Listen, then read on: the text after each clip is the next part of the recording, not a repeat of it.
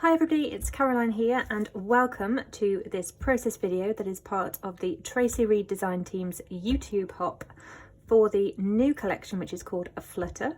So welcome. I'm going to be putting together a traveller's notebook spread with this beautiful collection today.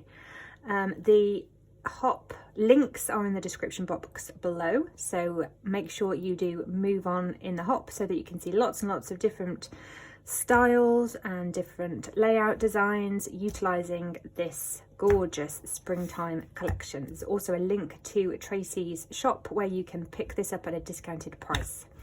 So I'm going to pop things onto fast forward and voiceover and then take you through my process for putting together a nice, simple but pretty traveller's notebook spread, working with one traveller's notebook signature from the collection and also one of the solids, this really beautiful pastel pink that's got lots and lots of texture in it. Not sure how that's going to show up on camera, but this is absolutely gorgeous. So yeah, let's see how this comes together. So the first step for me is to punch my holes. These Traveller's Notebook signatures are going inside a disc-bound album that I'm working in. So because there's quite a few holes, I like to punch that straight away so that I know I'm not going to struggle to get this into my hole punch afterwards. And then I'm pulling in some pieces that I know that I want to work with. So I've got a nice black and white photo of myself recently taken in Glastonbury, and then a lovely tag from the collection there, and some of the journaling spots that match the colours on the tag. I've pulled in some of the tool that I had for a previous layout and I ended up not using. I've also got another journaling spot over there on the left, which is the pink with the kind of notebook top to it, and I'm looking at the moment for a pattern paper to mat my photo with. I really love that wood grain, that rainbow wood grain. That's one of the pattern cards, so it's sized down really nicely, but in the end I'm going to decide to go with this scrap of pink and white plaid just behind it for a little pop of pink. The photo itself has got the white border on it, but I just felt that I wanted a bit of colour behind that photo, so that's where I'm pulling in now. And I know that I want to mat that photo on the pink journaling card or notebook card, and that's what I'm kind of looking at here. And once I've got it on that pink plaid paper, I decide actually I do need more colour, which is why I've ended up bringing in that rainbow wood grain anyway, as a kind of another hit of colour behind the two, because without that rainbow wood grain it's only a little tiny little slither of the colour that you've got around the edge there, but it helped it to pop up off that pink notebook paper. Following my normal style, what I'm doing here is just really lightly tacking everything down with adhesive so that I can easily lift things up without tearing my papers and move things around, because I always like to have a look at how things look. So just a really gentle tack, and then once I'm happy with where things are, I move them, just lift them up a little bit and then add more adhesive underneath. And so what I'm doing here is I've got that kind of patch of the fabric, and I'm just having a look at what that will look like underneath my photo mat. I really like it. It's really just soft, but it adds lots of texture, and I'm just playing with placement, because my vision for this layout would be that the photo would be at the bottom kind of half of the left hand side, with my eyes looking up at the sentiment on the tag, and that was my full intention with this, and I do end up going there, but I do struggle. So you'll see that in a moment. I do struggle with this right hand side a lot, and I have cut out quite a lot of the struggle, but I've left in a good amount so that you can see, particularly when I make a bit of a whoopsie and I get a little bit overzealous with some stamping and how I recover from that. But at this point I was still planning on a very minimal right hand side to this, just that tag, those journaling those journaling spots underneath, which I've just added a bit of stitching on for some texture, but things end up going a little bit differently. Once I've decided where that tool's going to go, I actually decided to just staple it down. I did stick some adhesive there, but there was no way it was going to hold everything down. So I decided to just put one staple in the middle of it, underneath where the photo and the mat of papers will be anyway, so you won't see it. And then I do staple my photo and the mat down. Well, I stapled the mat down and then adhere the photo onto the top. And a little bit later on, I struggle with the, I thought I'd stapled it down nice and straight, but there was a little bit of a wonky angle, but not enough of a wonky angle that it was meant to be wonky. So I do end up going back in, lifting the staples and just adjusting that angle, and then putting everything back down so it was nice and flat.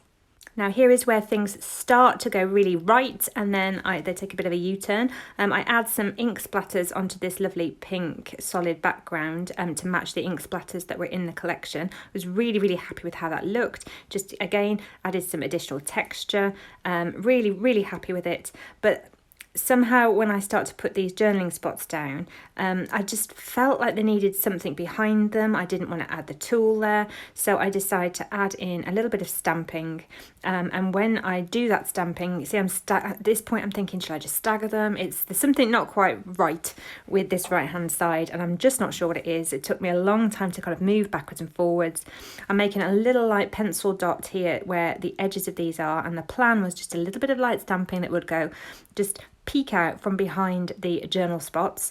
Using a rolling stamp, which I don't use very often, but I've always had really good effects with it. And I was having good effects with it, but then I just decided to go all in with the stamping, added a lot more than I needed. And then all of a sudden, I personally just don't like the look. It had all gone a little bit wrong, so I tried to move everything down, and then the angle, where I'd got the placement of the little tag didn't seem quite right. So in the end, see, I'm going to stick it down, but in the end, as I said, I'm going to cut out a lot of the struggle, but I do end up lifting it all up and taking a bit of a U-turn with how I want this right hand side to look. I'm really happy with the end layout, so I'm glad that I had this struggle, and I've left it in so that you can see what it was like prior to that. I really did want this pink solid paper to be the full background, and this is a printable collection, so I could have just gone and printed this piece of paper again. I chose not to.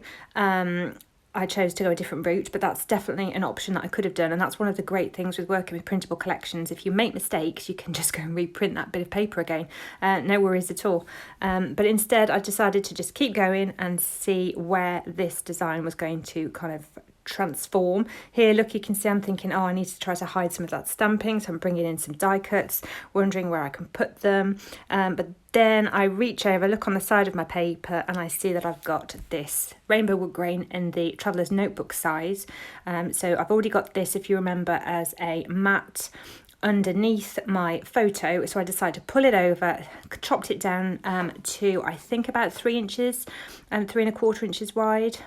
Or 3.75 possibly, and then I'm just going to adhere it over the top. So yes, a lot of that gorgeous pink paper has been lost now, and a lot of my all of my ink splatters that I did have gone, but this edition of the rainbow wood grain brings the same colours in on both sides of the spread, and it really helps things feel a lot more cohesive.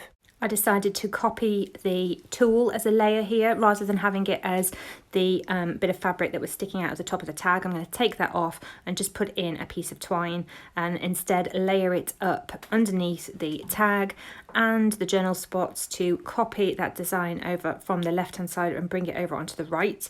And really happy with how this looks. I'm using that same trick as before with a staple underneath the journal spot that you won't see.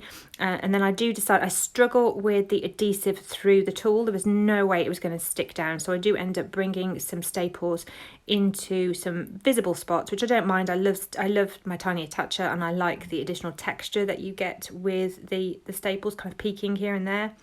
But I'm just testing things out at the minute, seeing how I can move things around so that they feel balanced on the page. And then because I've been bringing things in from the left hand side to the right hand side, I pulled in a punch that has a kind of notebook effect, punched the border on one of the journal spots, and then decided, instead of that kind of linear design that I was originally going to go with, so I'd always had this vision of the tag with the 3 journal spots underneath, I decided to go back to my normal style, which is lots of layering, layer things up, so really bringing over that design element that's over on the left hand side, that photo, everything layered up on top and little bits peeking out, and copying that over on the right hand side. And I'm much happier with the way everything looked, really starting to love it and feeling a sense of relief as I'm creating at this point, because I really had struggled up to this point.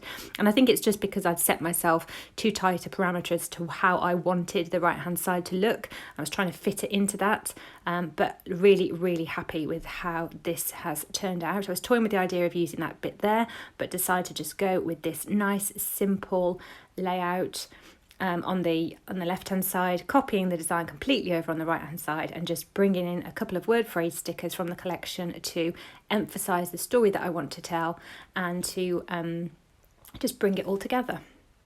I did look for the word phrase stickers that pointed inwards. I wanted them to both point into towards the centre of the spread, and then I just layered up some of the heart die cuts from the sticker pack, just for a little bit of another layer there, another bit of texture and colour and a different shape, just to soften, because things were a little bit boxy. It's nice and soft because I've got that fabric on there, but it was still quite linear and quite boxy, whereas bringing in the heart on the right hand side and over on the left just helped everything to come together.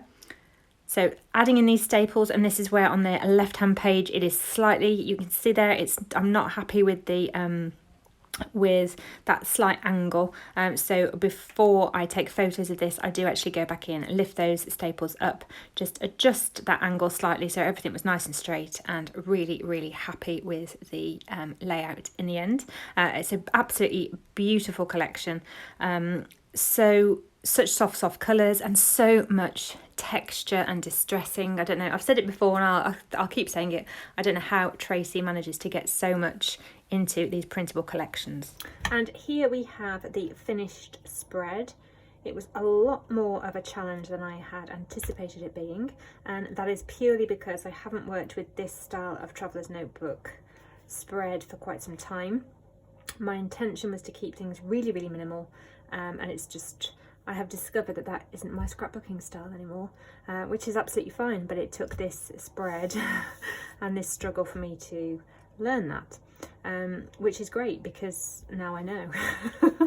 So I love the layout that I've got, the spread that I've got. I love working with this collection. It's so pretty, and I'm really pleased, although this, as I've said before, this solid paper in the background is gorgeous. I'm really pleased that I've got my favourite paper, which is this distressed wood grain, rainbow wood grain. What's not to love?